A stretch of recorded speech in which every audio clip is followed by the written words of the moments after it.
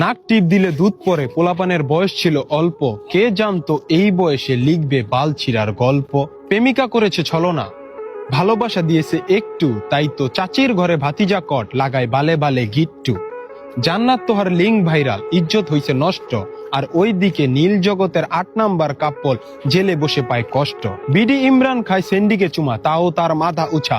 ওইদিকে ইমরান ভিপি দেশে সেরা চোর, ছিনতাই করে খেয়েছে গুতা। ঘাম ঝরিয়ে কামলা দিয়ে ৬ মামলার আসামি প্রিন্স মামুন, মা লায়লার সাথে কোর্টে গিয়েও প্রেম বা দোষ নামি কি দারুণ।